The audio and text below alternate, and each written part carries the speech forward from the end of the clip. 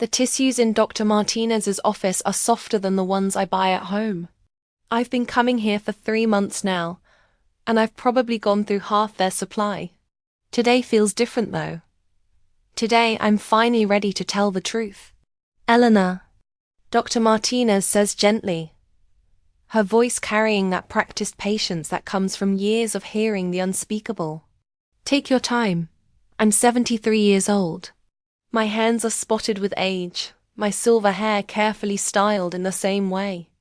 It's been for decades. People see me and think sweet grandmother. They don't know that I've spent 65 years perfecting the art of appearing normal while carrying a secret that nearly destroyed me. Everyone loved my grandfather, I begin, my voice steady despite the tremor in my hands. I mean, truly loved him. When he died in that prison cell 23 years ago, half the town still didn't believe what he'd done. They thought I was lying. Some still do. Dr. Martinez nods, encouraging me to continue. She's one of the few people who knows the whole story, but even she hasn't heard me tell it this way. From the very beginning, with all the details I've kept locked away. Harold Eugene Whitmore. Even saying his name feels like swallowing glass. Deacon Harold to everyone at First Baptist Church. He'd been a pillar of that community for 37 years when I went to live with him. Every Sunday, he'd sit in the third pew from the front right side. Same spot for decades. He knew everyone's name, remembered their birthdays, their anniversaries, their children's accomplishments. I pause, remembering how the church ladies would flutter around him like moths to a flame. Mrs. Henderson used to say he was what every Christian man should aspire to be. He tithed faithfully, more than his 10%. He organized the annual charity drives, personally delivered Christmas baskets to the poor families. When old, Mr. Jameson had his heart attack. Grandpa Harold was there every day, helping tend to his garden so the vegetables wouldn't go to waste. The irony isn't lost on me now, but as an 8-year-old orphan, I believed what everyone else believed. I thought I was the luckiest girl in the world. The newspaper wrote a beautiful piece about him when I moved in. I continue, my voice taking on the practiced tone I've used for decades when discussing my childhood. Poor little Eleanor, they said, losing her parents so young but blessed. To have such a wonderful grandfather to take her in. The photo showed him kneeling down to my level, his gentle hands on my shoulders, both of us smiling for the camera. I remember that photo session. How the photographer had taken at least a dozen shots. How my grandfather's hands had gripped my shoulders just a little too tightly. How his smile never quite reached his eyes when he looked at me. But the camera captured what it needed to capture. The image of a devoted grandfather and his beloved granddaughter. He was handsome in that distinguished way that older men can be, I tell Dr. Martinez.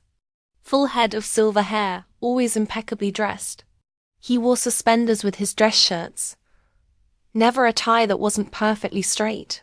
His shoes were always polished, his fingernails always clean. He smelled like Old Spice and peppermint. He always had a roll of those little white mints in his pocket. Even now, the smell of peppermint can make me nauseous.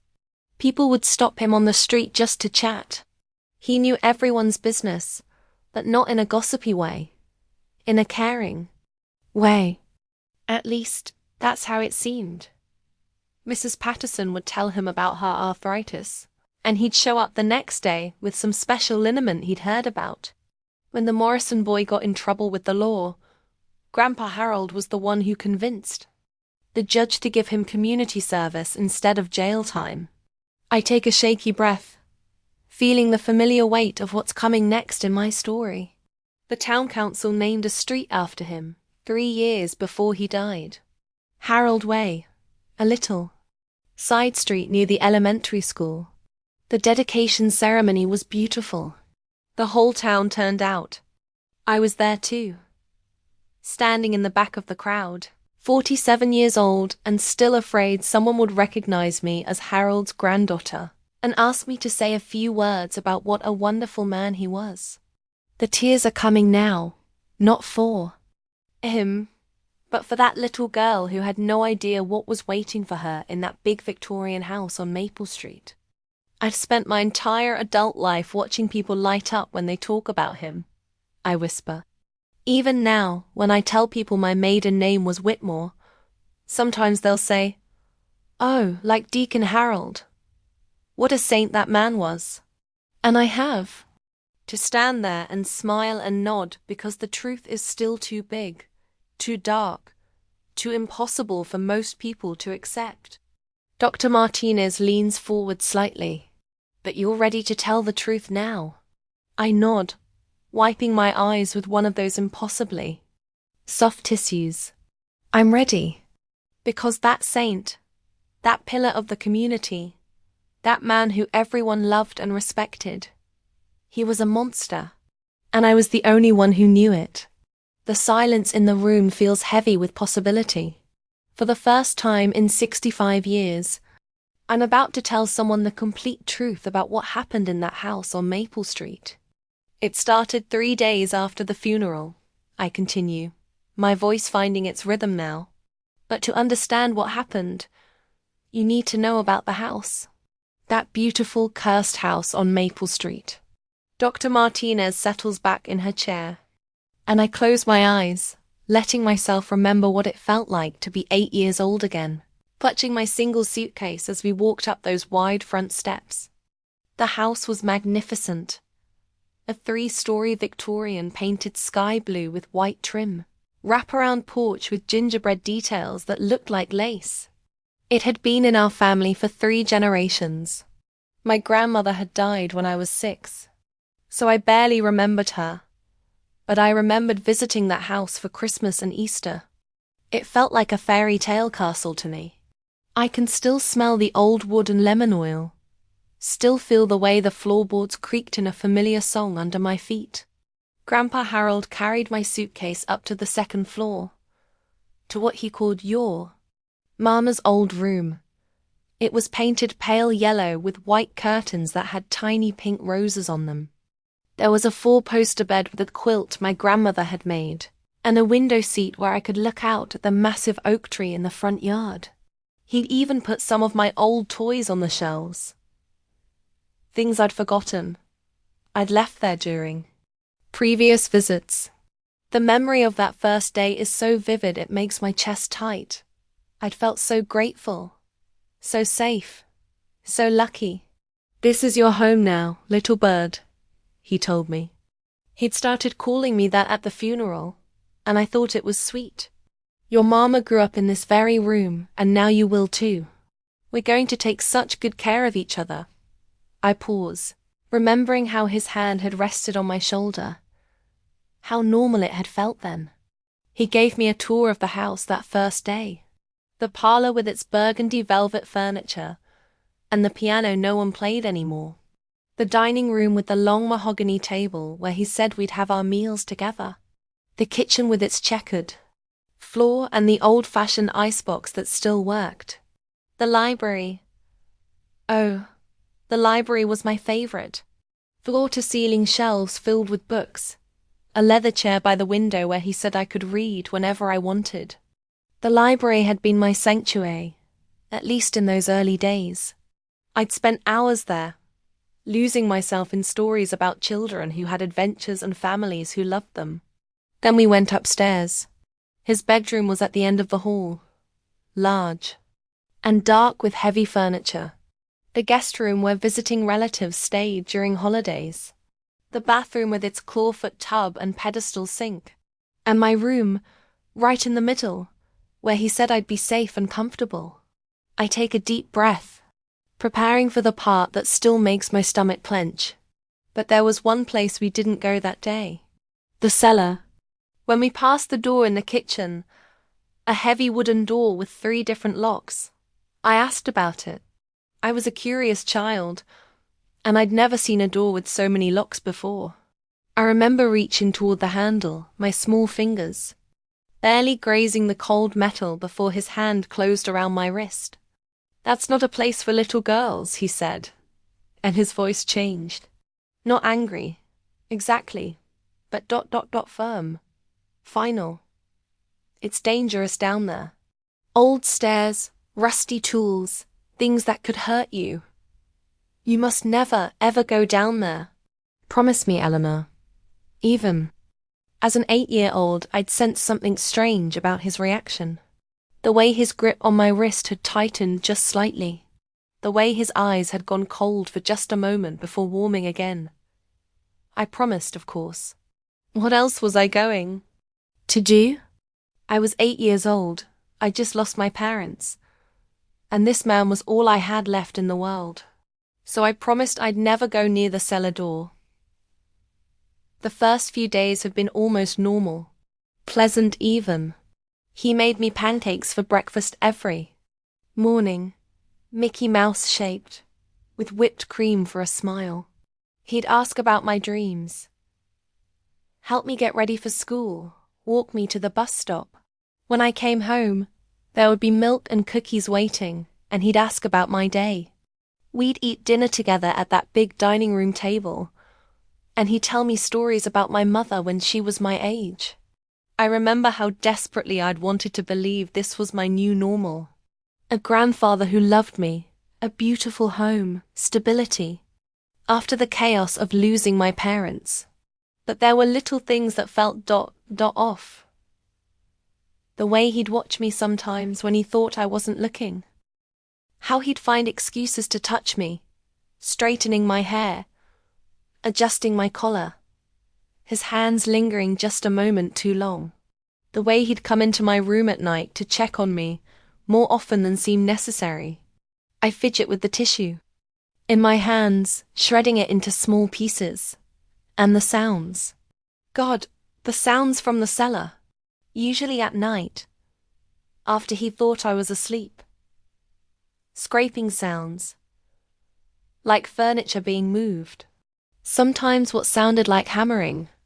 Once, I could have sworn I heard crying, but when I asked him about it the next morning, he said it must have been the wind in the old pipes.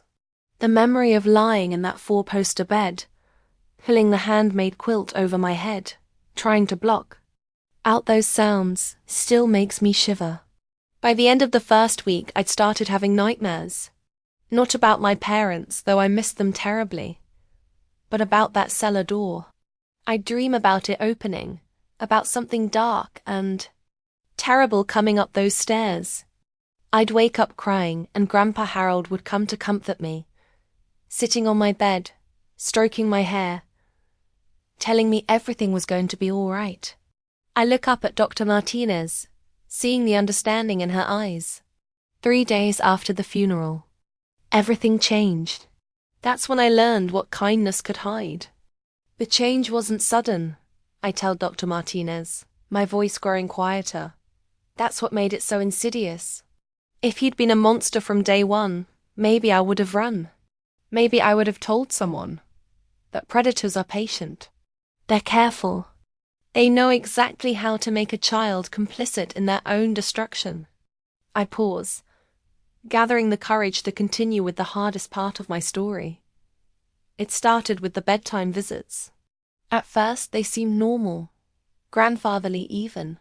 He'd sit on the edge of my bed and read me stories.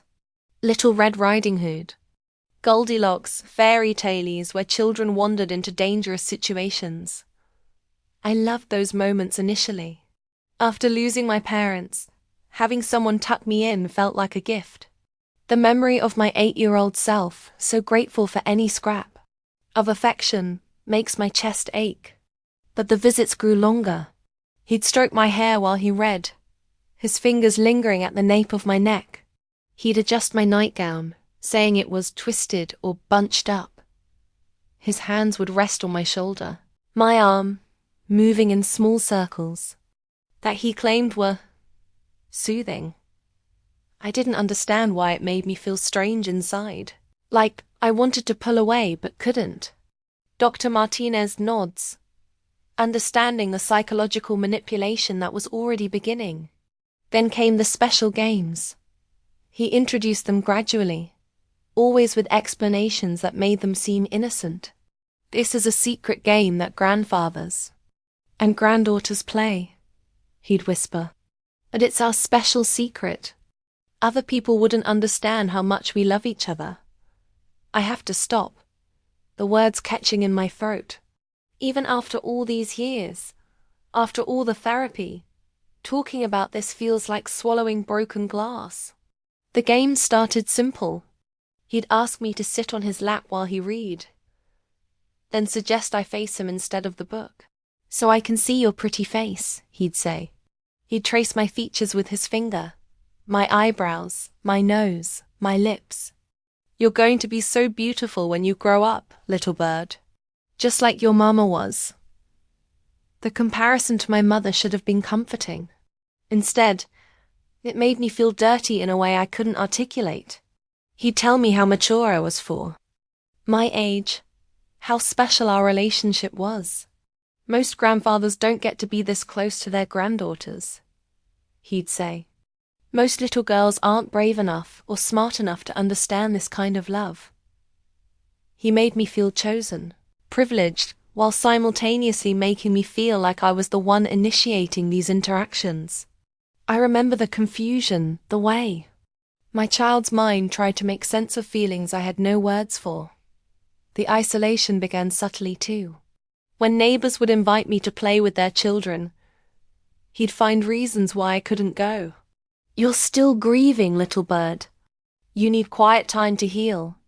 When my teacher, Mrs. Brennan, suggested I might benefit from joining the school's grief counseling group, he declined on my behalf.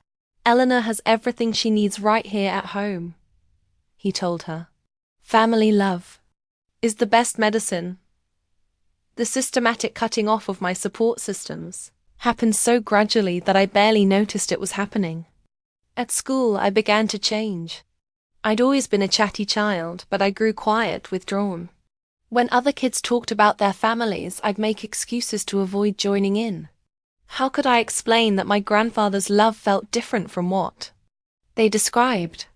How could I put into words the way his eyes would change when we were alone, becoming intense, hungry in a way that made my stomach churn? I remember sitting in the cafeteria, watching other children laugh and play, feeling like I was separated from them by an invisible wall. The physical symptoms started early. I'd wake up with stomachaches that had no medical cause. I'd flinch when teachers touched my shoulder, or when classmates bumped into me during games. I stopped sleeping through the night, instead lying awake, listening for his footsteps in the hallway, never knowing if this would be the night he came to my room. The hypervigilance that would plague me for decades began in those early weeks. But the worst part was how he made me feel responsible. You're such a good girl for playing our games, he'd whisper.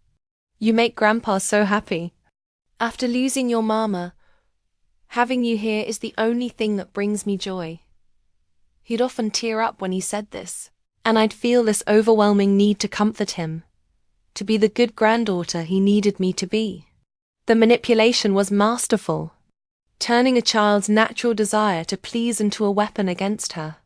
When I tried to pull away or say I didn't want to play the games anymore, he'd look so hurt, so disappointed. Don't you love your grandpa? He'd ask. After everything I'd done for you, after taking you in when you had nowhere else to go. He'd remind me that I was all he had left of my mother, that sending me away would break his heart completely. I pause, remembering the weight of that responsibility on my 8-year-old shoulders. By the time I'd been there 2 months, I was completely isolated. I'd stopped trying to make friends at school. I'd stopped talking about my life at home. I'd learned to dissociate during the worst moments, to float somewhere above my body, and watch what was happening as if it was happening to someone else. The survival mechanism that would become my constant companion was already forming. And through it all, to the outside world, we looked like the perfect family. He'd walk me to the bus stop every morning, his hand on my shoulder in what looked like grandfatherly affection. He'd ask my teachers about my progress, volunteer to help with school events. When people saw us together at church or in town, they'd comment on how close we were, How lucky I was to have such a devoted grandfather. The public performance continued seamlessly, making my private reality feel even more surreal. I learned to smile on cue, to play the role of the grateful granddaughter. I learned to keep secrets, to lie by omission, to pretend that everything was normal when nothing was normal anymore. I was 10 years old and I was already an expert at living. A double life. I look up at Dr. Martinez, seeing the pain in her eyes that mirrors my own. The worst part was that I still loved him.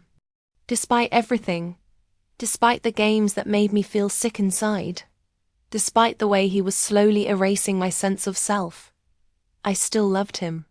And that love made me complicit in my own destruction. The silence in the room is heavy with understanding. This is the part that survivors struggle most to explain. How you can love someone who hurts you. How that love becomes another chain binding you to your abuser. I didn't know it then, but I was already disappearing.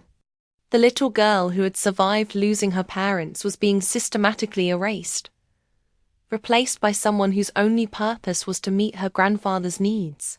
And the cellar, that locked door that haunted my dreams, was still waiting. For me. I was 10 when I finally saw what was behind that door, I tell Dr. Martinez, my hands trembling as I reach for another tissue. It was a Tuesday afternoon in October. I remember because the maple tree outside my bedroom window was brilliant orange, and I'd been watching the leaves fall while pretending to do homework. The memory is so vivid I can still feel the autumn chill that had crept into the house that day. Grandpa Harold had gone to the hardware store, or so he told me. I was supposed to be working on arithmetic problems, but I kept hearing those sounds again. The scraping, the rhythmic thumping that had been getting more frequent. Sometimes I'd hear them during the day now, not just at night. I pause, remembering the curiosity that had been building for months, warring with the fear he'd instilled. In me, I told myself I was just going to look at the door, maybe try to figure out what was making those sounds. I crept down to the kitchen, my socked feet silent on the wooden floors.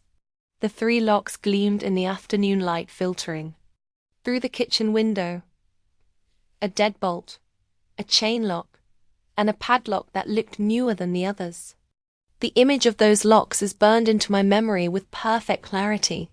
But as I stood there, I noticed something I'd never seen before. The deadbolt was turned, but the chain lock was hanging loose, and the padlock was sitting open on the counter. In his hurry to leave, he'd forgotten to secure all 3 locks. My heart had pounded so loudly, I was sure the whole neighborhood could hear it. I knew I shouldn't. Every instinct screamed at me to walk away, to go back upstairs, to pretend I'd never noticed, that I was 10 years old, and the need to understand what was happening in my own home was stronger than my fear. I reached for the handle, the cold metal under my palm, the way the heavy door swung open with barely a sound. These details feel as fresh as if they happened yesterday. The stairs were wooden, older than the rest of the house, and they creaked under my weight. The air was different down there, thick and stale, with an underlying smell that made my stomach turn. It was musty like an old basement, but there was something else, something sweet and rotten that I couldn't identify. I have to stop, the memory of that smell making me nauseous even now. There was a single bare bulb hanging from the ceiling, and I found the switch at the bottom of the stairs. When the light came on, I saw ... I take a shaky breath.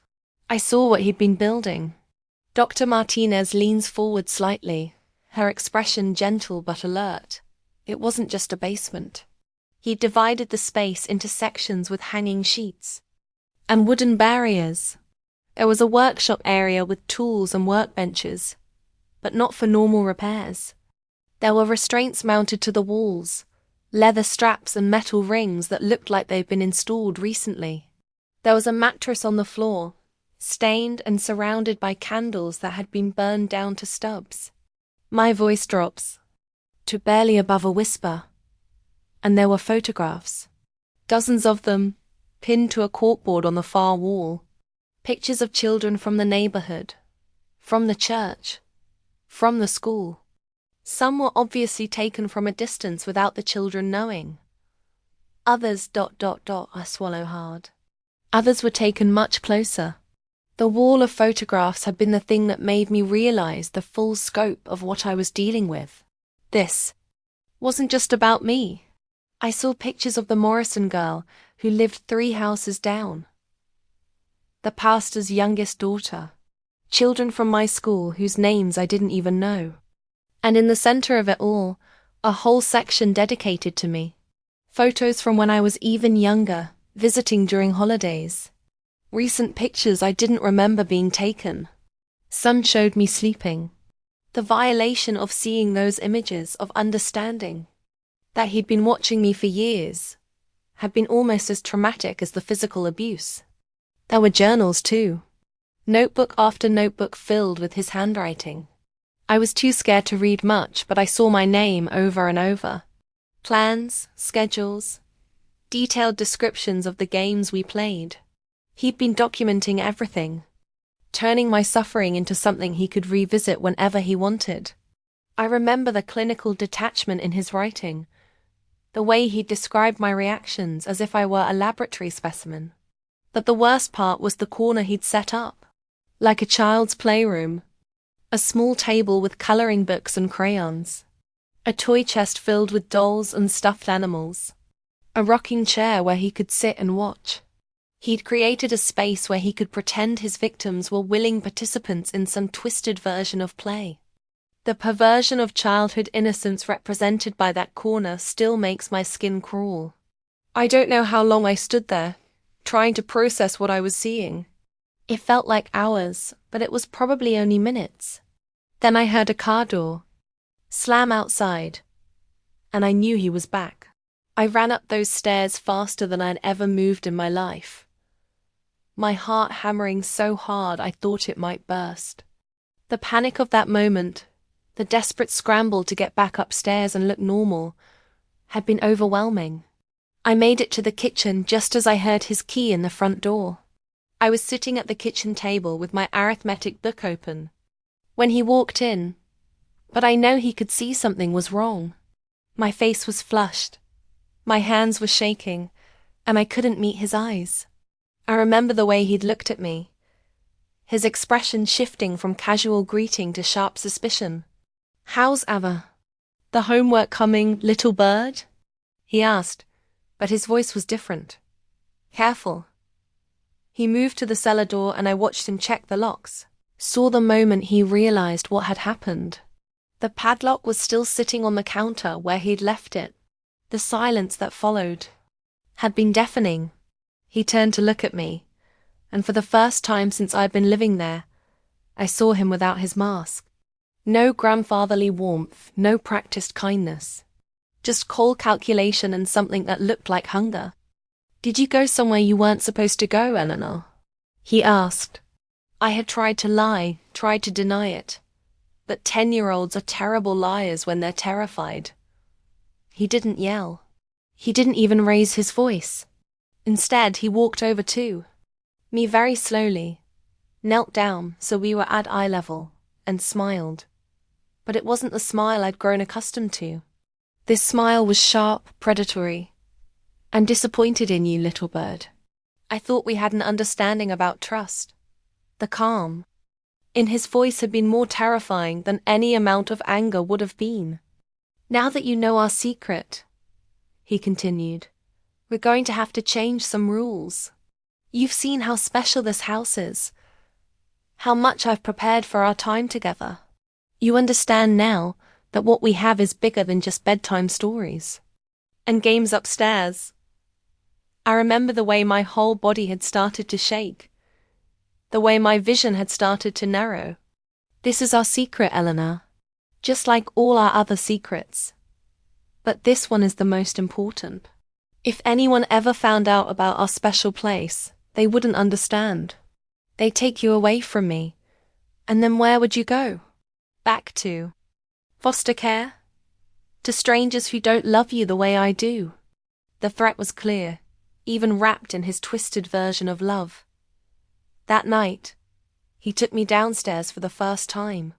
Not to hurt me, not yet, but to show me everything again, to make sure I understood what he was capable of. He showed me the journals, read me passages about other children who had disappointed him. He explained how the room worked, what each section was for. I have to stop again, the memory making it hard to breathe. This is what love looks like when it's real, he told me. Not the pretend love that other people give you, but the deep, true love that only special people can understand. You're going to learn to love me the way I love you, Eleanor. And you're going to learn that this cellar is where that love lives. The psychological torture of that night, the way he'd turned my discovery into another tool for control, had been devastating. I realized then that I'd never been safe in that house. Not for a single day. Every moment of apparent normalcy had been a lie. A performance he'd been giving while he prepared this space for me. The bedtime stories, the pancakes, the gentle grandfather act, it had all been leading to this moment. I look up at Dr. Martinez, seeing the pain in her eyes that mirrors my own. From that day forward, I knew there was no escape. He'd shown me the full extent of his plans, and I understood that I was trapped not just in his house, but in a nightmare that he'd been carefully constructing for months. The cellar wasn't just a room. It was a promise of everything that was still to come. The weight of that realization, the way it had crushed any remaining hope I'd had, still feels overwhelming when I think about it. I was 10 years old, and I just discovered that the person I'd been taught to trust was a predator who'd been planning my destruction from the moment I'd moved into his house, and I was completely, utterly alone. The human mind is remarkable in its ability to protect itself, I tell Dr. Martinez, my voice taking on an almost clinical tone. When reality becomes unbearable, we find ways to survive that we never knew existed. In the 2 years after I discovered the cellar, I became an expert at disappearing while still being physically present. I pause, remembering the strange detachment that had become my constant companion. The visits to the cellar became regular. After that day, not daily, but frequent enough that I learned to read the signs. He'd be quieter than usual at dinner, more attentive to my appearance. He'd find reasons to touch me more often, straightening my hair, adjusting my clothes. His eyes would take on that hungry look that made my skin crawl. The pattern had become as predictable as the sunrise, which somehow made it both easier and harder to bear. I learned to prepare myself mentally. When I saw the signs, I'd spend the day building walls in my mind, creating safe spaces where I could retreat when the worst happened. I'd imagine myself as a bird, his pet name for me turned into my escape route. I'd picture myself flying, high above the house, looking down at what was happening to that little girl, as if it was happening to someone else entirely. The dissociation had been my salvation and my curse, protecting me in the moment while creating a disconnect that would haunt me for decades. During the worst times, I'd float near the ceiling and watch. I'd count the ceiling tiles, memorize the patterns in the wood grain, focus on anything except what was happening to my body. Sometimes I'd recite poetry I'd memorized in school, or replay entire episodes of television shows I'd seen. My mind became a fortress, and I was the only one who could retreat inside it. Dr. Martinez nods, recognizing the classic trauma response that had allowed me to survive. The physical symptoms were harder to hide. I stopped eating regularly. My stomach was constantly in knots, and food tasted like ash in my mouth. I lost weight, which he noticed and commented on with faint concern. "You're getting too thin, little bird. We need to take better care of you." But then he'd serve me dinner and watch me struggle to swallow each bite. The twisted concern had been another form of control, another way to make me feel like my suffering was my own fault. Sleep became my enemy. I'd lie in bed for hours, hyper-aware of every sound in the house. I learned to identify his footsteps, to distinguish between his normal walk and the careful, quiet steps he used when he was coming to my room. I'd track his movements through the house, knowing that silence was more dangerous than sound. The exhaustion had been overwhelming, but alertness had meant survival. When I did sleep, the nightmares were relentless. I'd dream about the cellar, about the photographs on the wall, about trying to run but finding that my legs wouldn't work. I'd wake up crying, soaked in sweat, and he'd appear in my doorway, as if he'd been waiting for it. Bad dreams again, little bird? Come, let Grandpa make you feel better. Even my sleep had become another opportunity for him to exploit my vulnerability.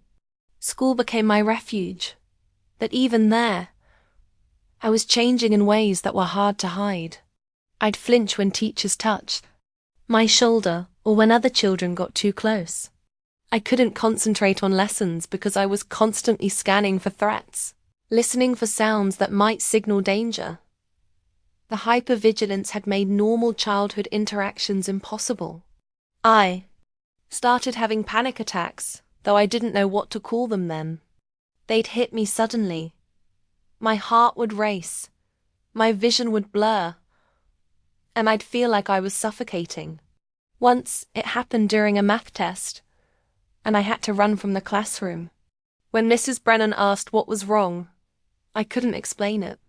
How could I tell her that the sound of the pencil sharpener had reminded me of the tools in the cellar? The unpredictability of the trauma responses had made me feel like I was losing my mind. Books became my salvation. I'd read voraciously, desperately, consuming stories about children who escaped their circumstances, who found help, who overcame impossible odds. I'd memorize entire passages and recite them to myself during the worst moments. The library became my sanctuary, the one place where I could disappear completely into other worlds. Literature had provided the escape that reality couldn't offer. I created elaborate fantasy lives for myself. I'd imagined that my parents hadn't really died, that they were just away on a long trip and would come back for me. I'd pretend that the grandfather everyone loved was my real grandfather, and that the monster in the cellar was just a nightmare I'd eventually wake up from. The fantasy worlds had been necessary for survival, but they'd also made reality harder to bear. My grades started slipping.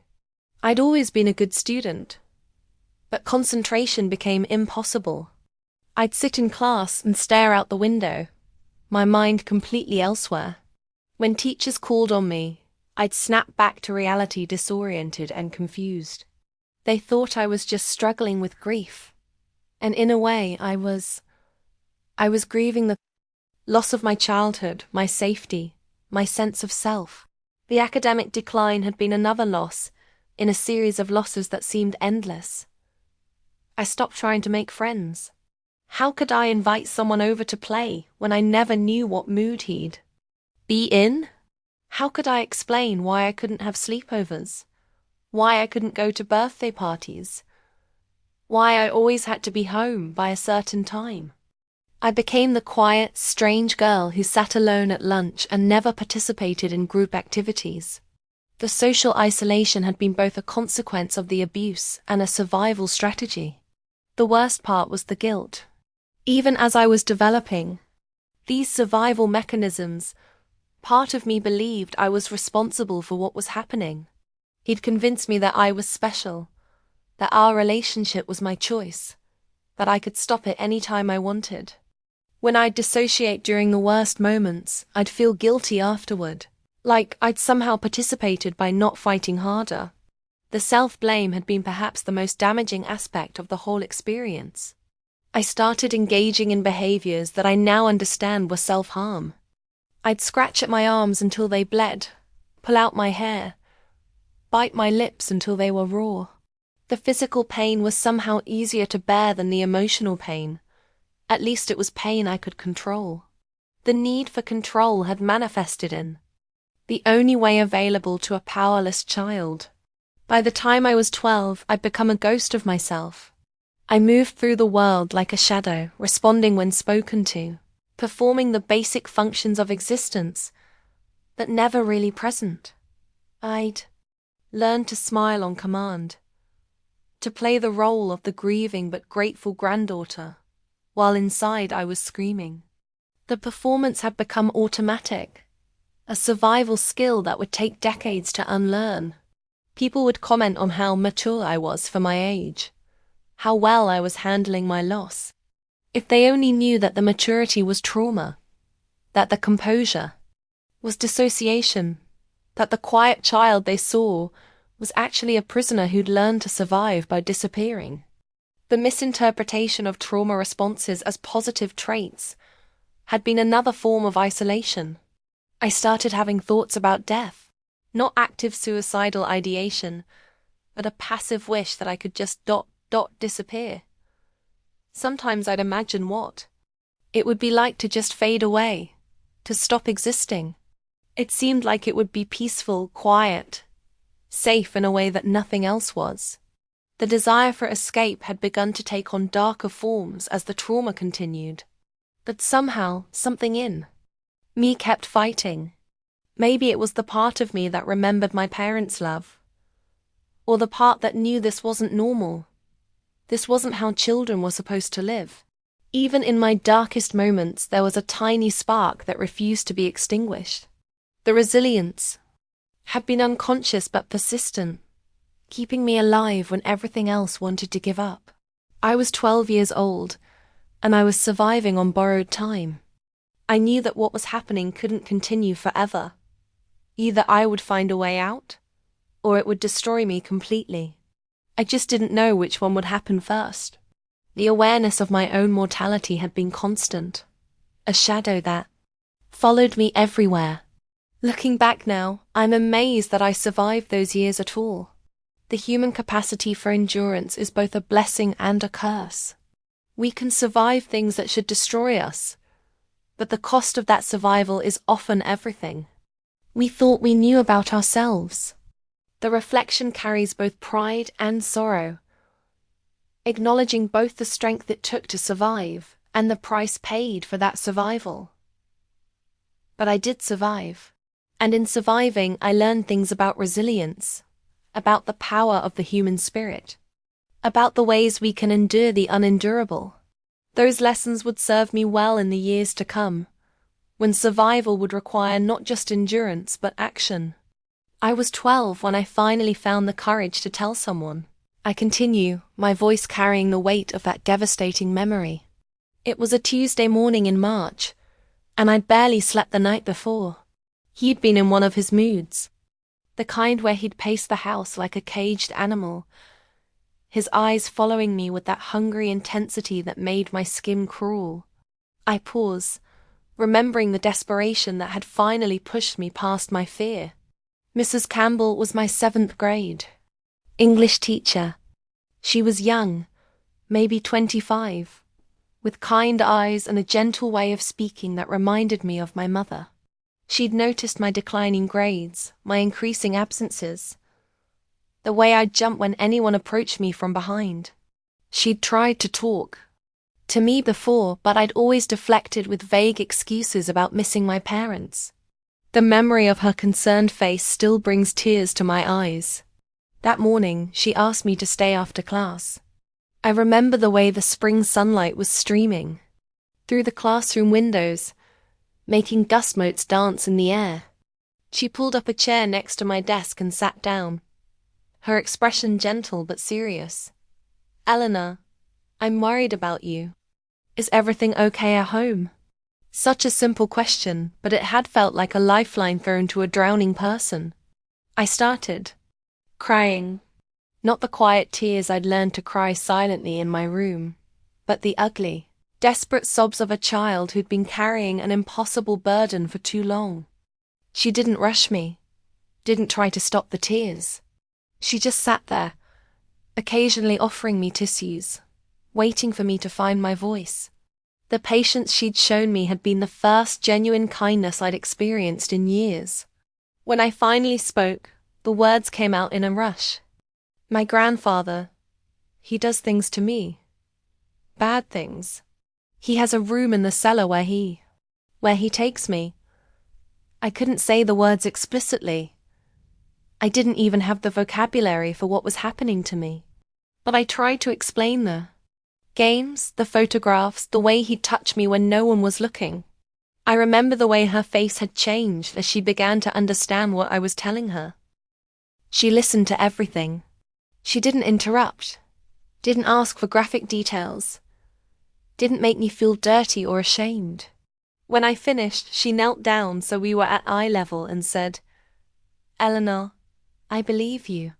What you're describing is not your fault, and it's not okay. We're going to get you help." Those words, "I believe you," had felt like a miracle. She explained that she was required by law to report what I'd told her, that someone from Child Protective Services would need to talk to me. She made it sound like help was coming, like my nightmare was finally going to end. I felt hope for the first time in years.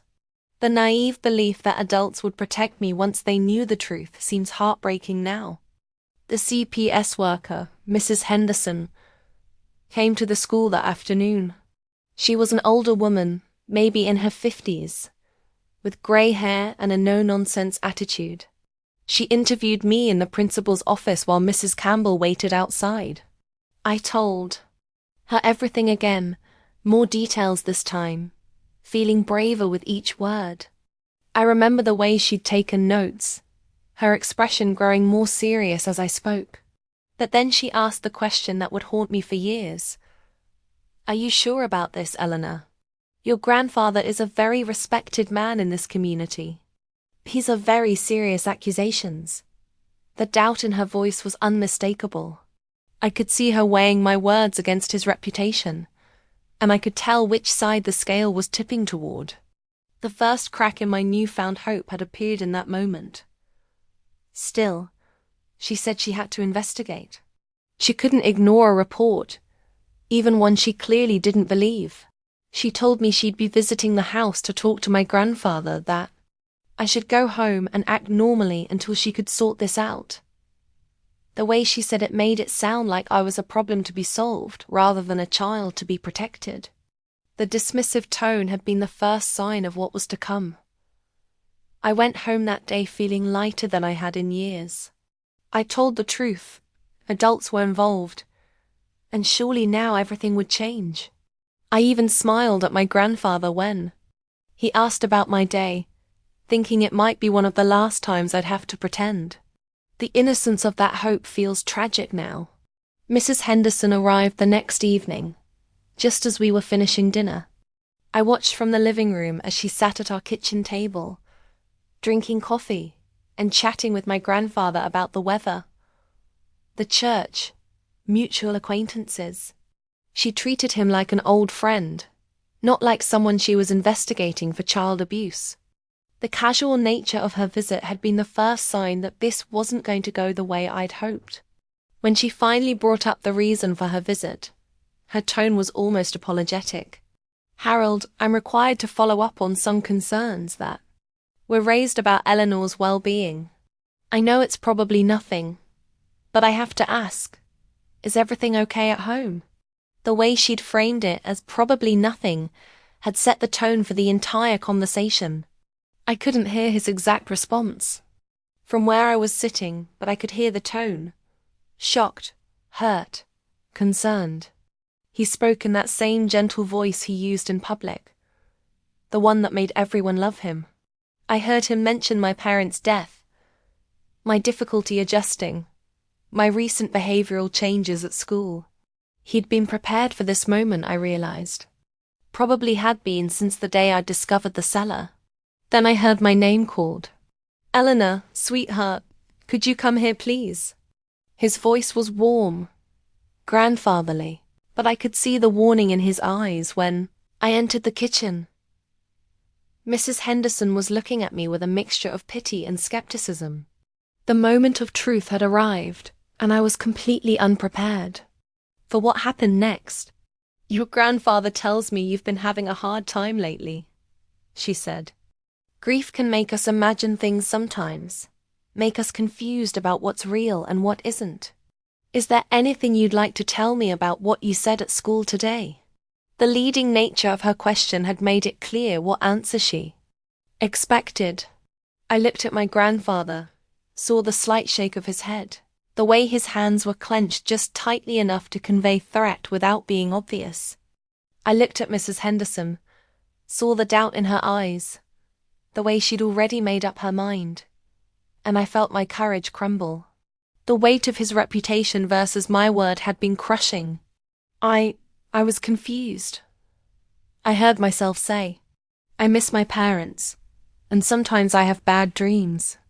I think I mixed up dreams with real life.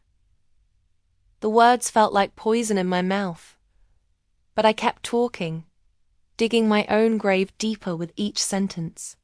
The betrayal of my own truth had been one of the most devastating moments of my life. Mrs. Henderson nodded sympathetically. That's completely understandable, honey. Losing your parents at such a young age, it's natural to feel confused sometimes. You're lucky to have such a caring grandfather to help you through this difficult time. The patronizing tone had made me feel even smaller and more powerless. She left shortly after that, but not before pulling my grandfather aside for a private conversation.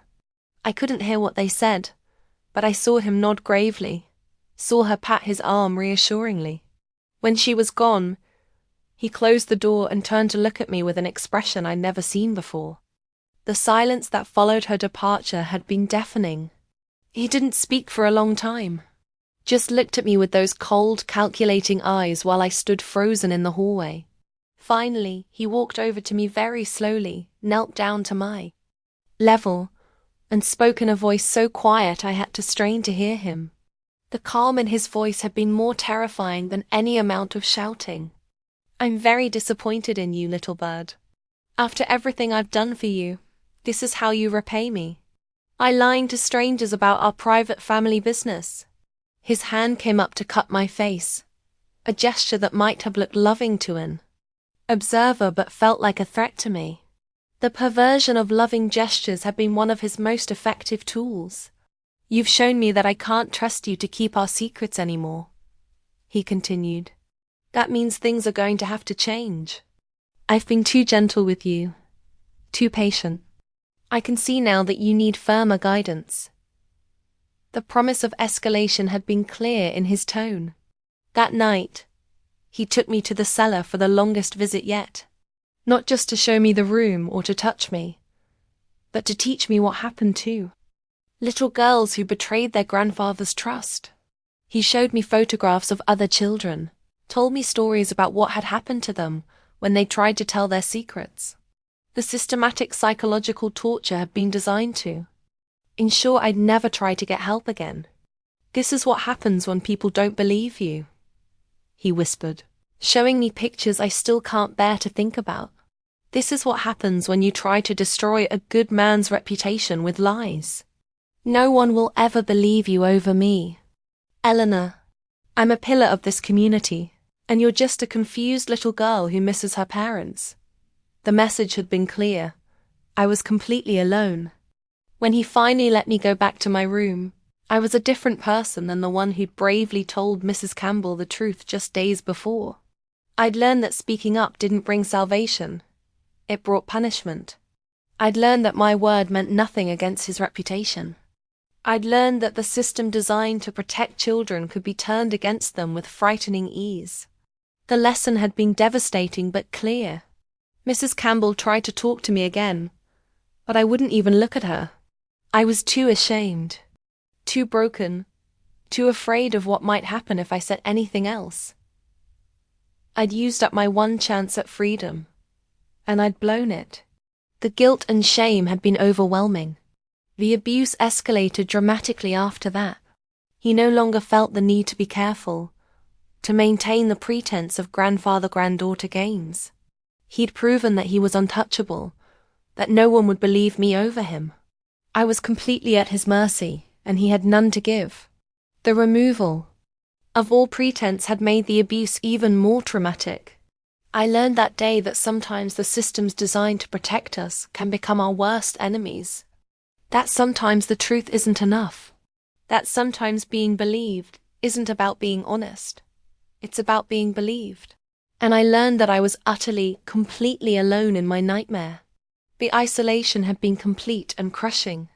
I was 12 years old and I just experienced my first real lesson in how the world works. Power protects itself. Reputation matters more than truth.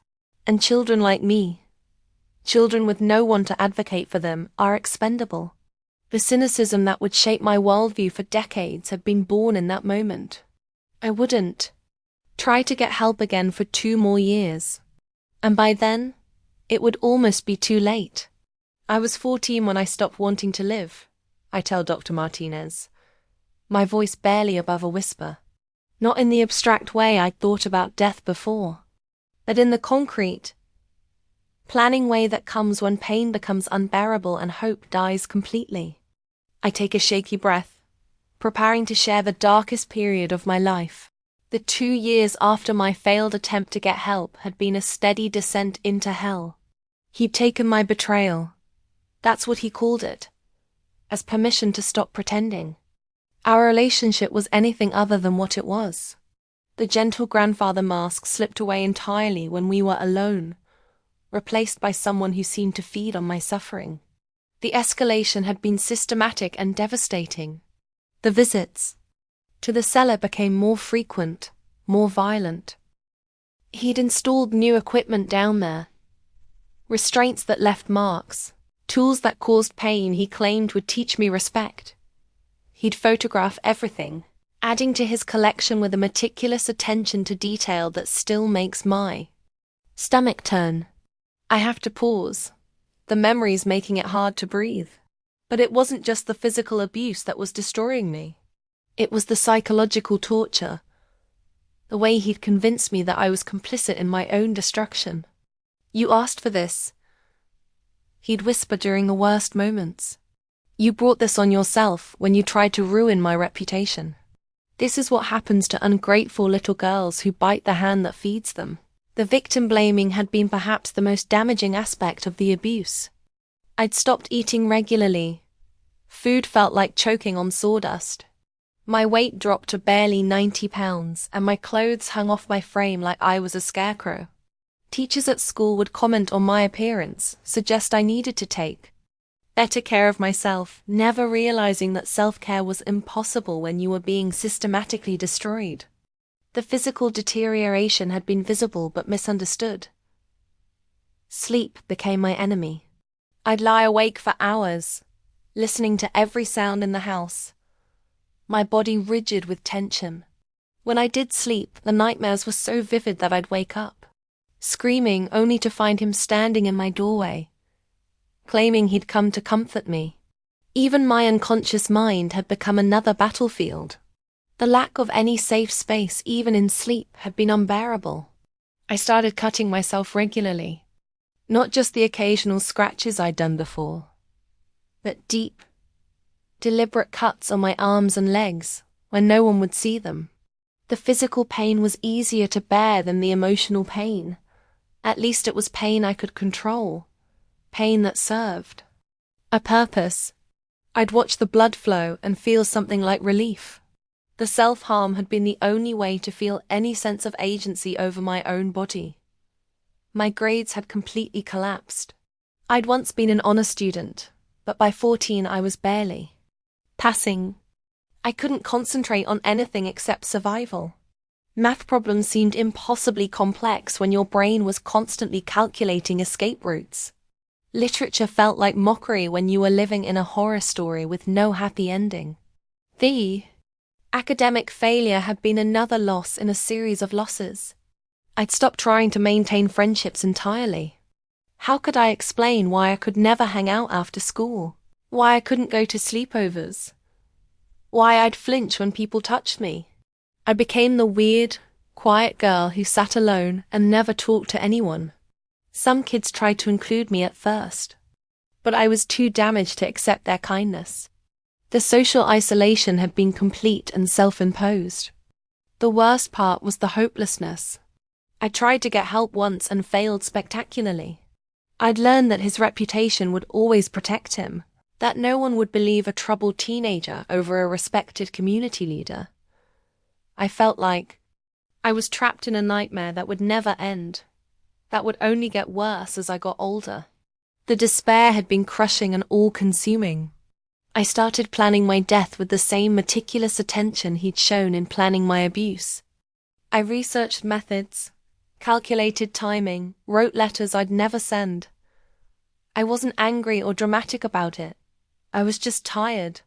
Tired of being afraid. Tired of being hurt. Tired of pretending to be normal when I was dying inside. The suicidal ideation had been calm and methodical, which somehow made it more frightening. The final straw came on a cold February night. I'd been living in his house for almost 6 years, and I'd reached my limit. He'd been in one of his worst moods for days, the kind where he'd pace the house like a predator, his eyes following me, with barely contained violence. I can still feel the tension that had filled the house that night. He'd been drinking, which was unusual for him. He was always so careful about his public image, so controlled. But that night, he'd had several glasses of whiskey, and the alcohol had stripped away what little restraint he had left. When he came to get me for our evening visit, I could smell it on his breath, the combination of alcohol and his existing violence had been terrifying. What happened in the cellar that night, ...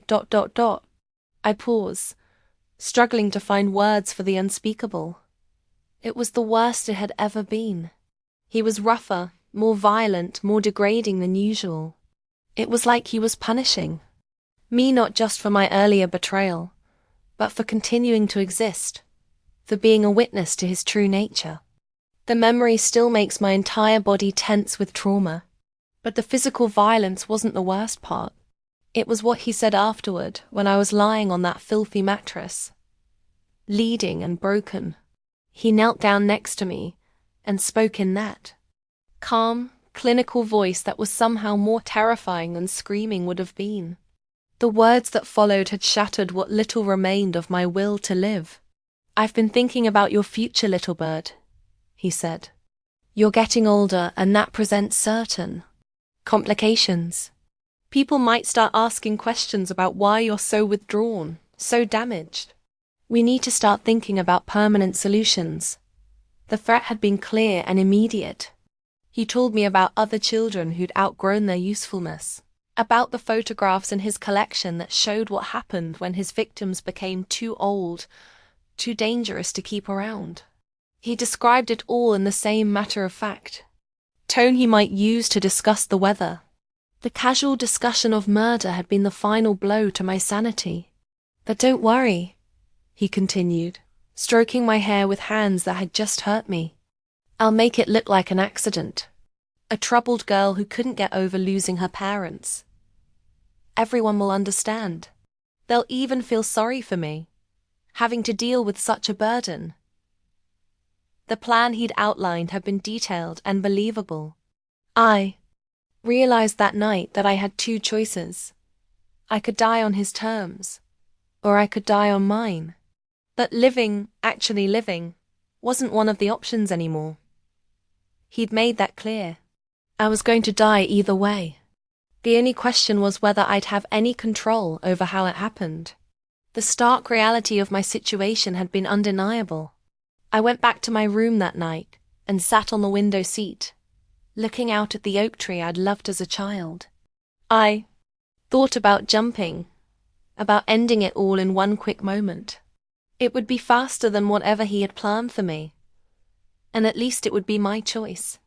The proximity to death had felt like the only freedom I had left, but something held me back. Maybe it was the memory of my parents. Maybe it was some deep survival instinct I didn't even know I had. I sat there all night, watching the sunrise, making peace with the idea that I was going to die, but hadn't quite figured out how or when. The acceptance of death had been both terrifying and oddly peaceful. I was so exhausted, so broken, that I actually fell asleep at the window seat. That's where Mrs. Patterson found me the next morning, and that's when everything changed. If She hadn't chosen that moment to be a concerned neighbor.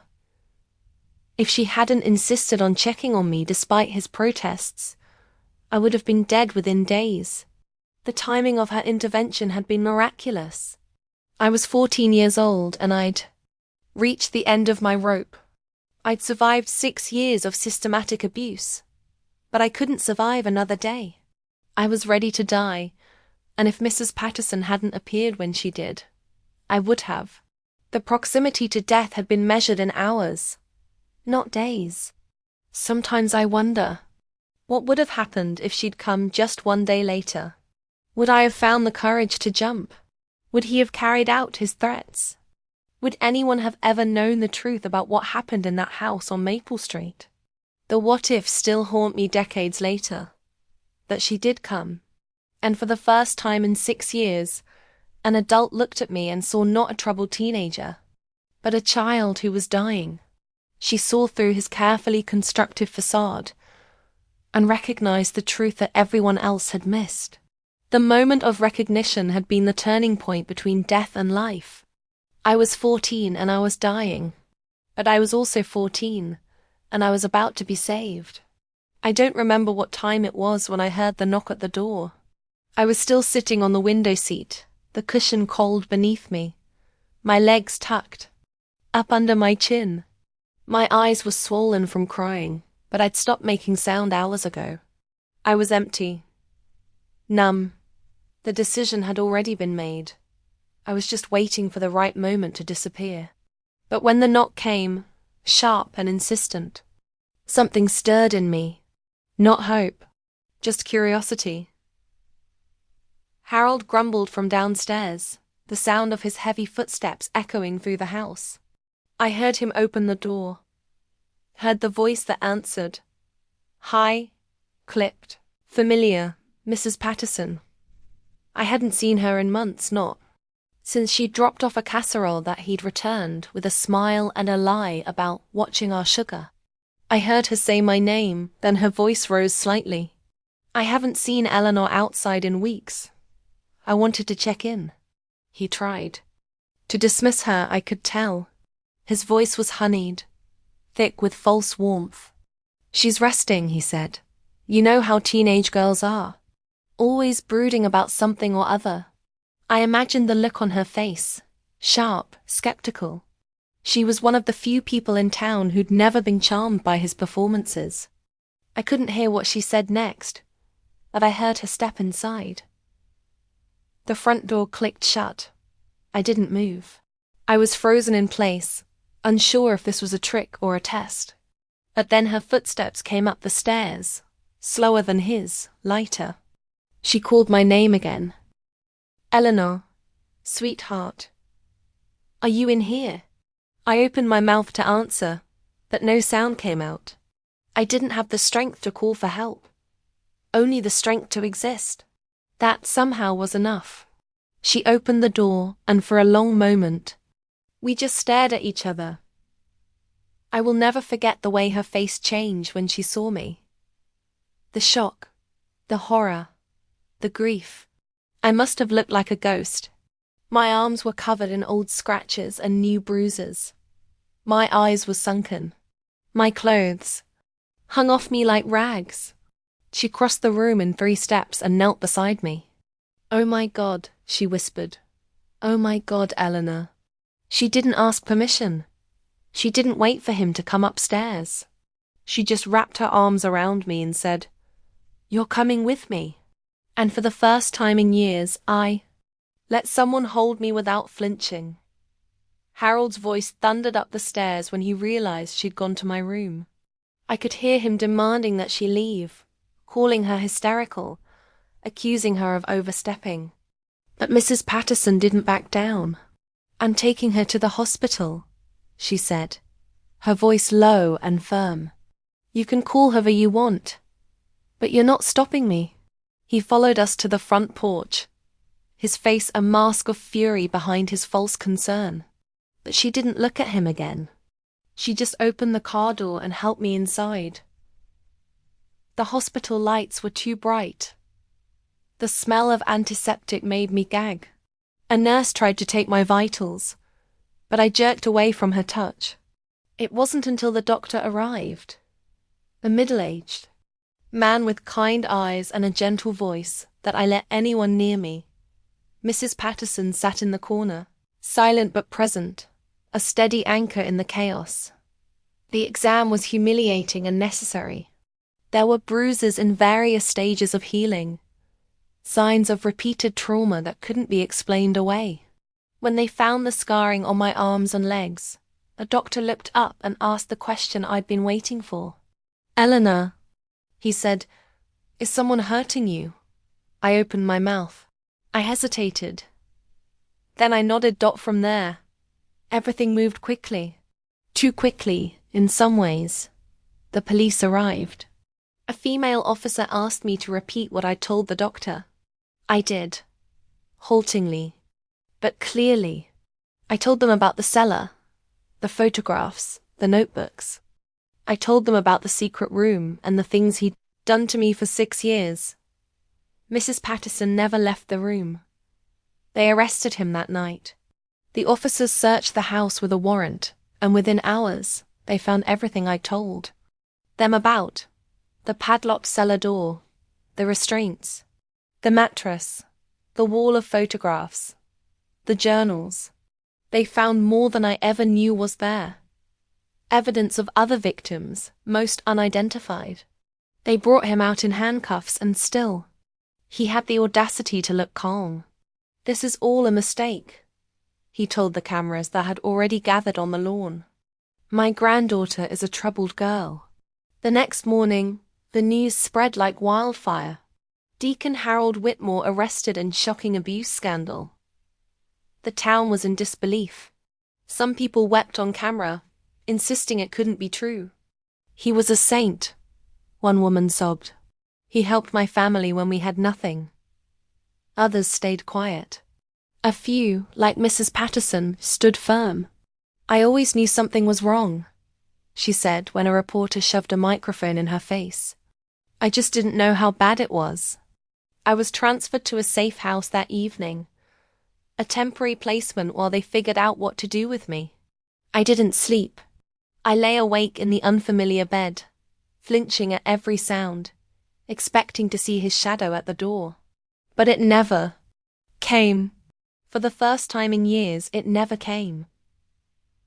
The woman who ran the shelter, Miss Carla, brought me warm soup and sat on the edge of my bed. She didn't ask questions. She just said, "You're safe now." And though I didn't believe her yet, I wanted to. I wanted it to be true. The next day, the doctor came to visit. He told me gently that I'd likely need to testify in court, that there would be a trial, that I'd be asked to speak the truth again, but this time in front of strangers, with my abuser watching. I felt my body seize up at the thought. But he didn't rush me. "You don't have to be ready today," he said. "You just have to stay alive long enough to be ready." That, I thought, was something I could try to do. The shelter was quiet most nights. The other girls were careful not to ask too many questions, and I was grateful for that. I wasn't ready to talk. Not to them. Not to anyone besides Mrs. Patterson. And even then, it was only in whispers and fragments. I spent most of my time in the small reading room at the back of the house, curled up in a faded armchair with a blanket wrapped tight around me. The shelves were filled with worn paperbacks and schoolbooks, some so old the pages crumbled at the corners. But the quiet, the peace was what I needed. For the first time in 6 years, no one was watching me. No one was waiting for me to fall asleep so they could open a door and lead me into darkness. No one called me little bird. The days were harder. Social workers came in and out, asking questions, filling out paperwork, moving me between meetings and evaluations. They assigned me a trauma counselor, a woman named Dr. Avery, who wore thick glasses and soft cardigans and never once looked at me with pity. I appreciated that. Pity made me feel small. She treated me like I was someone who had survived something monumental, not someone who had been broken beyond repair. The first few sessions were mostly silent. I didn't have the words yet. But she wasn't in a hurry. She brought me coloring books, journals, and once, a potted orchid she said needed care just like I did, gentle light, patience, and time. The investigation moved quickly. There was no denying the evidence. Photographs, journals, physical remnants. Of what he'd done, none of it could be explained away. The police found other victims' 2 names scribbled in the margins of his notebooks. Images of girls who'd once played in the churchyard or walked home from school without knowing they were being watched. Some were grown now, some had moved away, and a few were brave enough to come forward. We weren't alone, and that truth, though painful, gave me strength. My story wasn't isolated. He had a pattern, a history, and now he had a reckoning. Trial began that fall. I was placed with a foster family while it played out a quiet couple with no children of their own. They were kind in the way that people are when they're trying very hard not to scare you. They gave me space, respected my silence, and never pushed. I appreciated that too, though I never unpacked my bag. I couldn't bear the thought of settling in. Not yet. Maybe not ever. Testifying was the hardest thing I've ever done. I remember the weight of the courtroom, the sterile air, the creak of the wooden bench beneath me, the way every eye turned toward me as I stepped up to the stand. He was there, of course, wearing that same brown suit he used to wear to church. His hair was thinner, but his posture was still straight, his hands folded neatly in his lap like he had nothing to fear. When our eyes met for a split second, I felt a jolt of something deep and animalistic, fear, rage, grief, all tangled together. I told the truth. All of it. I spoke about the cellar, about the photographs, about the games that weren't games. I described the sounds at night, the secret room with its mattress and restraints, the way he'd convinced me that I was the problem. My voice didn't shake the way I thought it would. I spoke clearly, steadily, as though the words had been waiting inside me for years. Maybe they had. Some people wept in the gallery. Some sat in stunned silence. I remember one woman, a friend of mine, mothers storming out of the courtroom when I mentioned his collection. Later, I heard she'd refused to believe it. Harold would never, she said. That girl's confused. She lost her parents. She's making it up. But the jury didn't think so. Not with the evidence. Not with the photographs. Not with my testimony and the testimony of the others who came forward. The verdict came in after just 3 days of deliberation. Guilty on all counts. He was sentenced to life in prison without the possibility of parole. The judge called him a predator, a manipulator, and a danger to every child he'd ever known. I didn't go to the sentencing hearing. I couldn't sit in that room again. But Mrs. Patterson did. She said he didn't flinch when the sentence was read. Just stood there, chin lifted, as though he still believed he'd done nothing wrong. As though his name, his reputation, his good deeds should have been enough to protect him.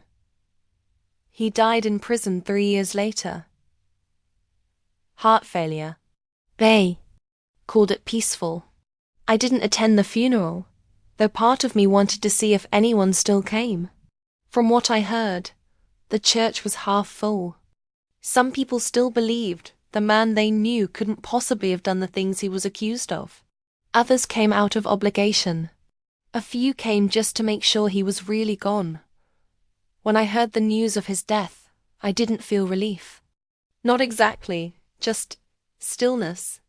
Like a weight I'd grown so used to carrying had quietly slipped from my shoulders and left me staggering in its absence. I cried not for him, but for the girl I'd been. For all the versions of me that had died in that cellar. For the years I would never get back. The years that followed the trial were filled with slow, painful healing. Therapy continued. I learned how to name things. Dissociation, hypervigilance, PTSD. I learned how to breathe through panic, how to recognize triggers, how to let people touch my arm without recoiling. I learned that I wasn't broken, I was surviving. I was adapting. I was healing even when it didn't feel like it. Mrs. Patterson never left my side. She visited every week, sometimes bringing flowers or pastries from the bakery on Main Street. She talked to me like I was just a girl again, not a survivor, not a victim, just Eleanor. Sometimes we'd sit on the park bench across from the elementary school and watch the kids play. "You're still here," she'd say. "That means something." She was right. I was still here, scarred, changed, but alive. I was 18 when they told me I was officially aging out of the system. There was a quiet finality in the way they said it, like I should have felt proud or accomplished. But it didn't feel like a milestone. It felt like another goodbye, another uprooting. I'd spent the last 4 years moving between foster homes, shelters, halfway placements, some kind, some cold, none permanent. When I turned 18, they gave me a list of affordable housing options, handed me a voucher, and wished me luck. I took the folder and walked out the door with a duffel bag, a stack of therapy journals, and a brittle kind of hope that maybe, just maybe, this time I could build something that wouldn't collapse beneath me. I moved into a small studio apartment above a laundromat. The ceilings were low. The radiator clanged like an old bell tower, and the faucet in the kitchen leaked no matter how tightly I turned the knob. But it was mine. No locks on the outside of the doors. No footsteps pacing the hallway at night. No cellar. I'd pushed the mattress flush against the farthest corner of the room and slept with a baseball bat next to the bed, just in case. Safety wasn't something I trusted easily, but it was something I was willing to try for. I worked odd jobs at first, waitressing at a diner, restocking shelves at a bookstore, cleaning offices after hours. The routines helped. So did the anonymity. No one knew who I was, what I'd survived. I was just Eleanor, the quiet girl who worked double shifts and kept to herself. The girl who always wore long sleeves, even in the summer. The girl who sometimes flinched when someone walked too close behind her. I didn't try to explain myself. I didn't owe anyone that. But something shifted when I met James. He was a customer at the bookstore, a regular who came in every Friday to buy the same newspaper and browse the history section. He always wore a navy scarf, even in spring, and he had the kind of smile that made you believe he meant it. For months, we barely spoke beyond polite greetings. I didn't notice him at first. Not really. I didn't notice anyone. But one day, he brought me a book, The Velveteen Rabbit, and said, "You seem like someone who's learning how to be real again." I stared at him, unsure whether to laugh or run.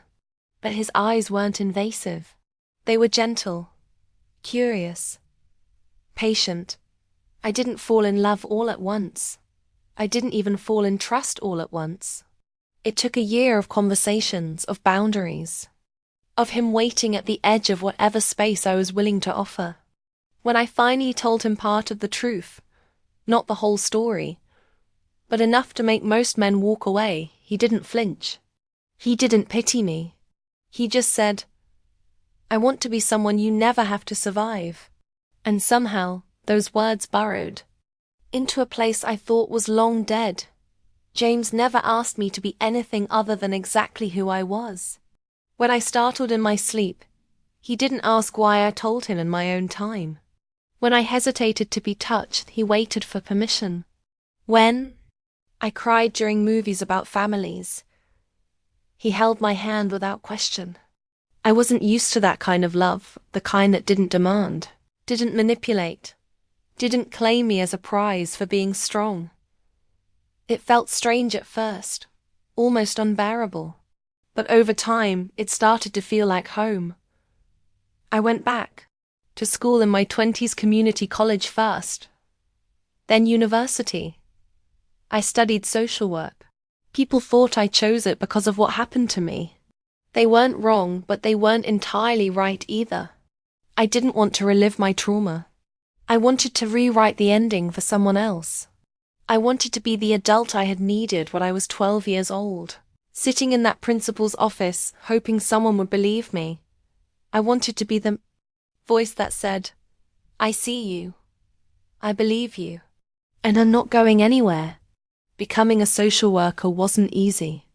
The training was rigorous and the emotional toll was real.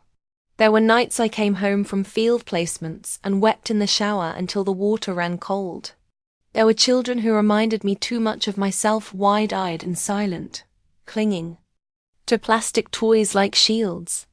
There were times I doubted I could do it, that being around pain would reopen all the wounds I'd spent so long trying to close. But it didn't. It made me stronger. Every child I helped, every case I fought for, became another stitch in the fabric of my healing. James and I married when I was 32. It wasn't a big wedding. I didn't want crowds. We exchanged vows in a quiet park beneath an oak tree. That reminded me of the one outside my childhood window. I wore a simple ivory dress with sleeves to my wrists, and he held my hands like they were sacred. Mrs. Patterson was there, seated in the front row, dabbing her eyes with a handkerchief she refused to admit was silk.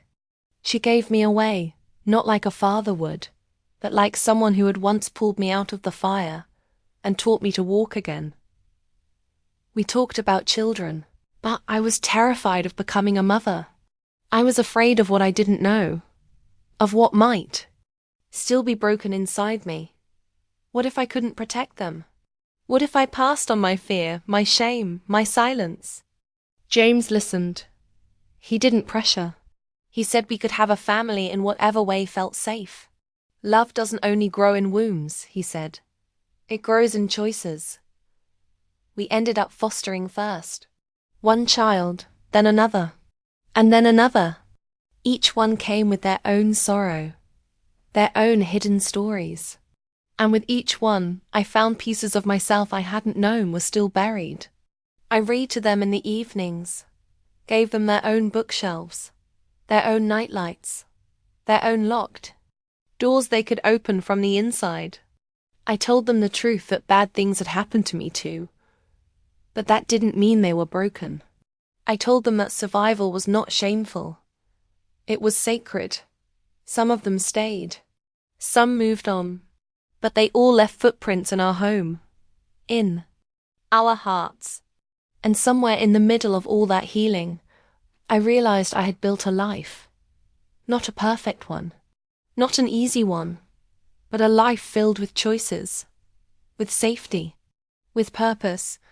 I had spent my childhood surviving a monster. I had spent my teens rebuilding from rubble. But in adulthood, I found something else, something the cellar could never take from me. I found peace. Becoming a mother, however, unconventional, the path changed me in ways I hadn't expected. I thought love would come with ease, that nurturing children who weren't biologically mine would be simple, because I knew pain so intimately. But the truth is, trauma doesn't vanish when a child calls you mum. It doesn't dissolve just because you choose gentleness. It waits coiled and silent until something ordinary stirs it awake. I found myself overly cautious, almost suffocating in my protectiveness.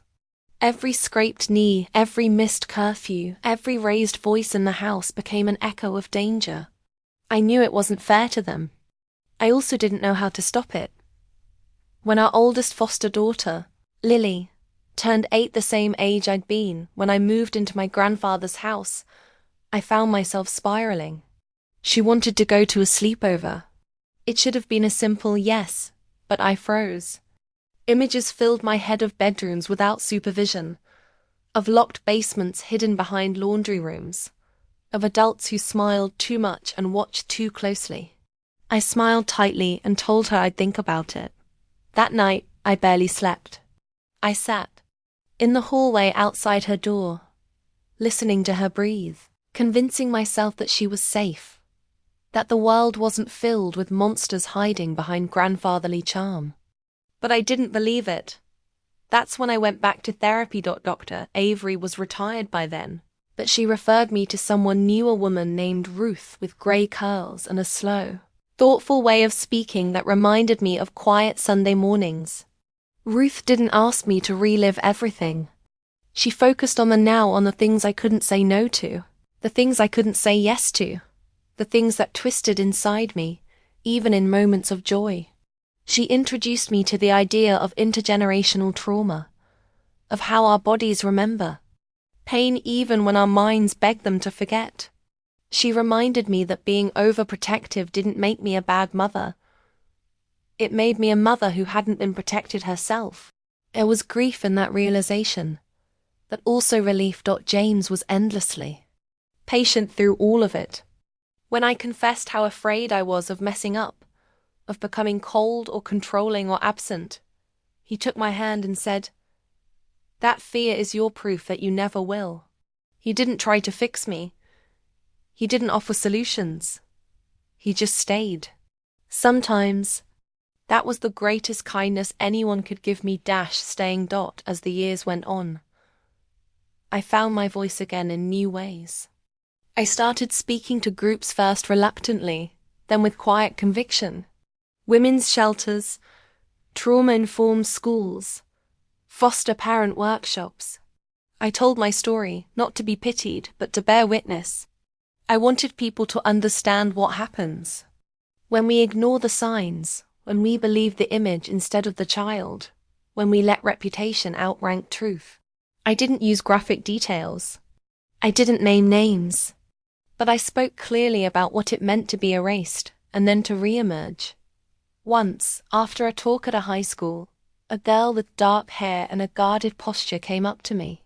She didn't say much, just pressed a note into my hand and walked away. Later, I opened it and read, "Now I know I'm not crazy. Thank you." I sat in my car and cried, not because I was sad, but because I understood exactly what she meant.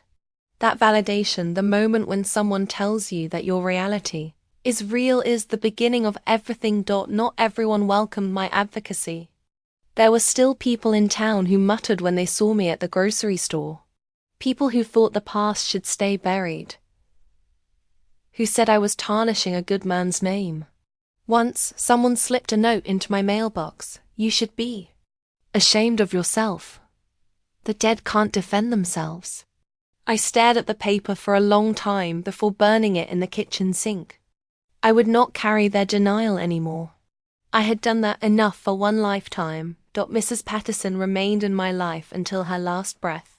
She lived long enough to see our youngest child graduate college, to watch me open my own small practice offering counseling services to survivors. On her final birthday, we sat on her porch, the air heavy with lilac, and she said, "You've turned your pain into something sacred, Eleanor. That's not survival. That's alchemy." I held her hand, aged and warm, and whispered, "You started it. You saw me." She smiled through tears. "And you saw yourself, eventually. That's what matters." Grief returned when she passed, sharp and sudden. But it was clean grief, not tangled in shame or fear. I mourned her the way a daughter mourns a mother. I gave her eulogy myself, something I once thought I'd never be able to do. I told the story of the morning she knocked on my door, the knock that saved my life. I said, she didn't save me because she was extraordinary. She saved me because she paid attention. And afterward, a dozen people came up to me with wet eyes and folded stories of their own. Mrs. Patterson's kindness had become a legacy. By the time I reached 60, I'd lived more years free than I had under his roof. But the echoes never truly leave. I still lock every door twice. I still sleep with the light on during thunderstorms. I still pause when I see peppermint candies or smell Old Spice in a crowd. But those moments don't control me anymore. They remind me of where I came from, of what I've overcome. They are not shackles now. They are markers, evidence. I survived. Sometimes, when I walk past a playground or sit on a park bench watching the breeze ruffle the trees, I think about the chain I broke. Not just the chain between me and Harold, but the larger one. The one that says trauma must pass from generation to generation, unchecked and unnamed. I stopped that cycle. I faced the dark and refused to let it continue through me. And that, more than anything, is the quiet miracle of my life. I hadn't planned on ever returning to Maple Street. For decades, I avoided that part of town like it was cursed ground. I'd take the long way to the post office just to avoid the corner where the house stood, where the windows still stared blankly out over the sidewalk like they were watching. That grief has a strange way of unearthing what we thought we'd buried. After Mrs. Patterson passed, I started dreaming of the house again. Not the cellar, not even Harold. Just the front porch, the white railing chipped with time, the swing still creaking gently in the breeze. I'd wake up with my heart racing, the scent of lemon oil and musty floorboards clinging to the edges of my mind like smoke. Something inside me knew I wasn't finished. I found the listing by accident, or so I told myself. One evening I was flipping through the local paper, and there it was, tucked between a classified ad for lawn equipment and a half-priced mattress sale. Victorian home for sale. Historic charm. Needs TLC 412 Maple Street. My breath caught in my throat. The photo was small, grainy, but unmistakable. The house was still painted sky blue, though it had faded to a tired grey in the sunlight. The porch sagged slightly on one side. The windows were shuttered. It looked hollowed out, as though it had been holding its breath since the day he was taken away. James was hesitant when I told him I wanted to see it. "Eleanor," he said gently, "you don't owe that place anything. You never did." "But?" I shook my head. "It's not about what I owe it," I said. "It's about what it owes me." He didn't press. He never did when it came to this. Instead, he held my hand all the way to the real estate office and sat beside me silently as I signed the visitor's disclosure. The moment I stepped onto the porch, it felt like the air shifted. The boards groaned beneath my feet, just as they had all those years ago. The front door stuck in the same spot, and I had to shoulder it open. Inside, the house was still too still. Dust blanketed every surface. The parlor was stripped of furniture, but the faded outline of Harold's chair was still visible on the rug. The dining room still held the long table, now warped from years of neglect. My footsteps echoed as I moved from room to room, my breath catching each time I reached for a doorknob I hadn't touched since I was a child. When I reached the kitchen, I froze. The cellar door was still there. Same heavy wood. Same 3 locks. Only now, the padlock hung loose, rusted, broken at the hinge. The other 2 locks were gone. The door was slightly ajar, as if someone had gone down once and never quite had the courage to close it again. I stood there for a long time, staring at that thin sliver of blackness. My hands trembled, but I didn't move closer. Not yet. Instead, I backed away, walked upstairs, and stood in the middle of my old bedroom. The yellow paint had peeled, but the rose-patterned curtains were still there, brittle with age.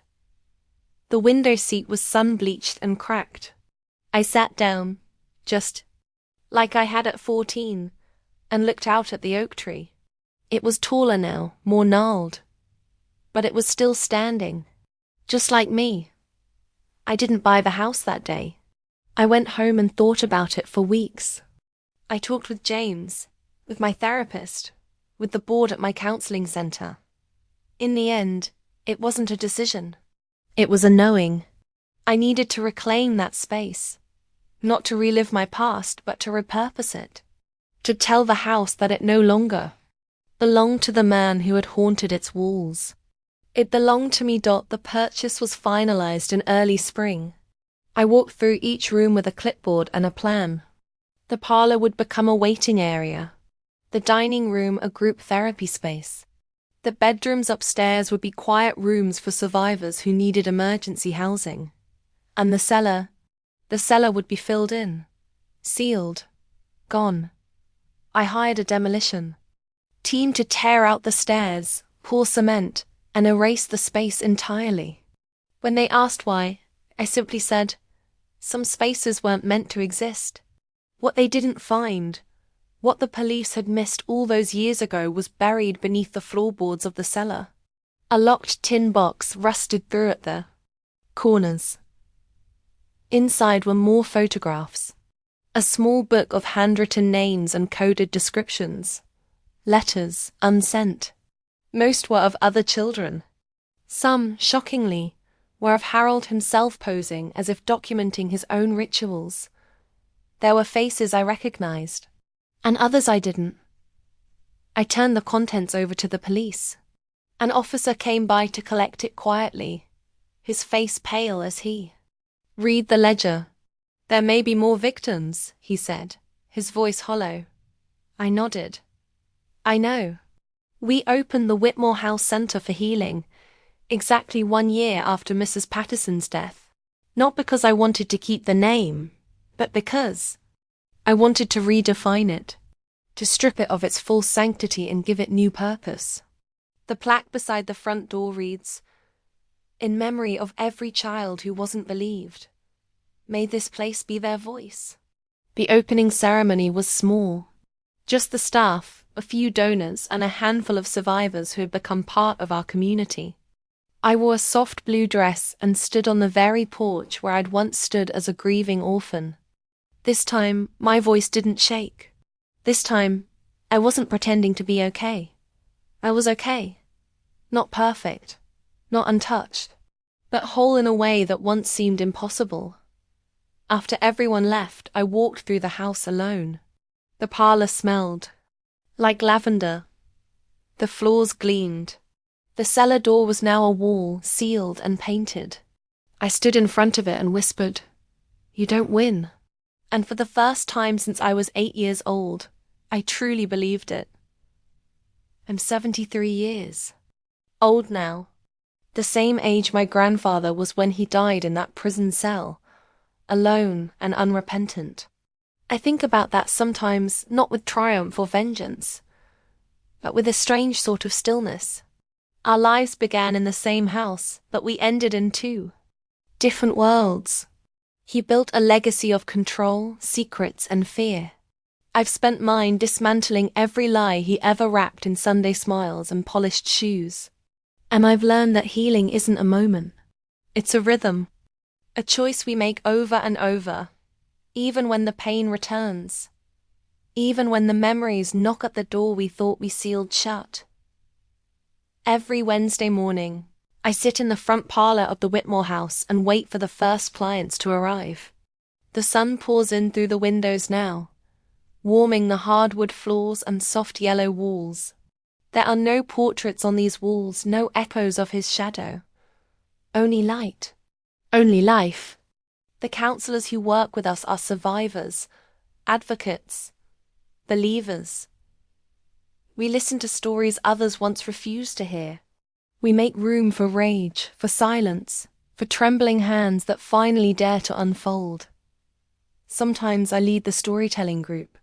Not as a therapist, just as a woman who's made it through. I never begin with the cellar. I begin with the girl I was before him. The one who loved books, who climbed trees, who believed that grown-ups told the truth. I tell them about that girl because she deserves to be remembered too, not just the parts of me he tried to erase. I tell them that survival is not a straight line. Some days I still wake up bracing for footsteps that never come. Some nights, I still check the locks 3 times before bed. But I live anyway. I love anyway. I speak anyway. The children who come through our doors don't always know why they're drawn to the space. Sometimes they just sit on the porch swing, staring out at the oak tree that towers above the house. We kept it during renovations. I couldn't bring myself to cut it down. It's older now. The bark cracked. One branch bowed low like it's reaching for something. But it's strong, steady, a witness like me. The children sit beneath it and read. They write. They whisper things they're not yet ready to say aloud. And I let them. I know how long it can take to find your voice. Last year, the town finally removed the plaque from the side of First Baptist Church. The one that read, "In honor of Deacon Harold Whitmore, a man of God and community." It took years of petitions, letters, and testimonies. But eventually, truth carved its way through stone. I didn't attend the ceremony. I didn't need to. It wasn't about revenge. It was about clarity. About no longer allowing the name of a predator to be etched into sacred walls. Sometimes, people still stop me in town. They remember my face now, not as a victim, but as someone who changed things.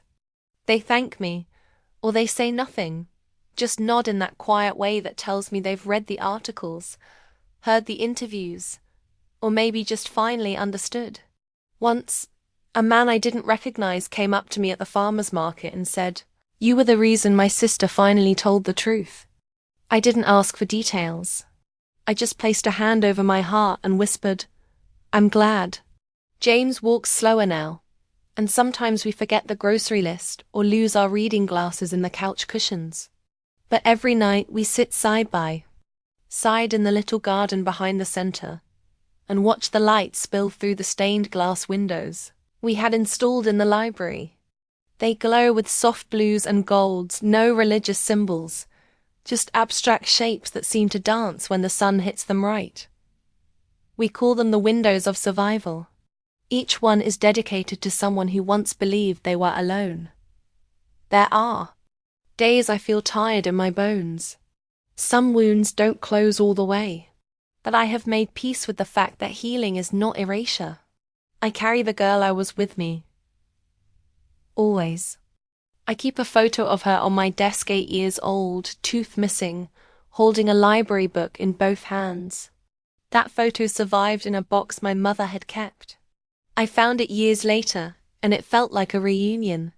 Like I was welcoming someone home. Tell the clients who sit across from me, trembling with shame or fury or confusion, you are not broken. You were broken into. And that's not the same thing. Sometimes they cry.